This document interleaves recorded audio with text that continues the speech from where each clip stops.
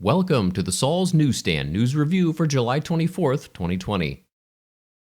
Fox News reports, Trump tweets photo of himself wearing coronavirus mask. Nobody more patriotic than me. President Trump, after months of refusing to wear a coronavirus face mask in public, posted a photo on Twitter Monday of himself wearing a face mask, declaring, "There is nobody more patriotic than me." The tweet read, "We are united in our effort to defeat the invisible China virus, and many people say that it is patriotic to wear a face mask when you can't socially distance. There is nobody more patriotic than me, your favorite president." The photo marked a significant reversal for Trump, who until earlier this month has largely rebuffed wearing a mask, much less issuing a nationwide mandate for one to combat the coronavirus. Pressed by Fox News' Chris Wallace during a Sunday interview as to whether he regretted not wearing a mask from the beginning and whether he will consider a national mandate, Trump said he wants people to have the freedom to choose. The president said, quote, "I want people to have a certain freedom, and I don't believe in that." An article from The Federalist states, "In unity platform with Bernie Sanders, Joe Biden paves way for socialist medicine."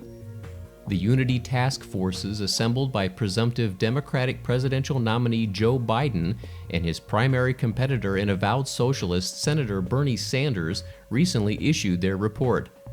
The policy recommendations, released ahead of next month's Democratic National Convention, speak to how far the party has moved to the left, even under the supposedly moderate Biden. The report states that Democrats believe working people shouldn't be locked into expensive or insufficient health care plans when better options are available. But if Democrats want to delink health insurance from employment, they could support the Trump administration's regulations that allow individuals to buy their own health plans, with the employer providing a defined contribution to plans that workers own. Instead of empowering individuals to take employer health care dollars and spend them on the insurance policies individuals want, the report proposes substituting those employer dollars with taxpayer funds instead. In other words, Democrats want to spend more taxpayer dollars and presumably raise taxes to make that possible, to subsidize people who already have health insurance just to get them to enroll in government-run health care. And finally, the Daily Caller reports, temporary $52 million coronavirus hospital in New York admitted only 79 patients.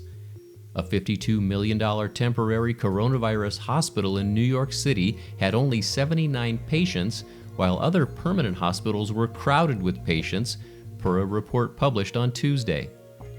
Running from April 10th to May 13th, the hospital was built at the Billie Jean King National Tennis Center. Doctors at the facility were paid as much as $732 an hour, according to the Washington Examiner. Lack of coordination among city, state, and federal leaders played into the mishap, reported the New York Times. Staff were reportedly faced with extra paperwork and other bureaucratic hurdles. The temporary hospital was barred from accepting patients with fevers, a common symptom of coronavirus, and the hospital apparently had only 2 ventilators, limiting treatment of severely ill patients. The temporary facility also faced difficulties admitting patients, according to the same report. The city reportedly did not allow the hospital to receive 911 patients arriving in ambulances. There was more red tape in transporting patients between facilities because of exclusive contracts between ambulance companies and certain hospitals, according to the Times. And that concludes your Saul's Newsstand News Review for July 24th, 2020. For more political news faster, visit saulsnews.com.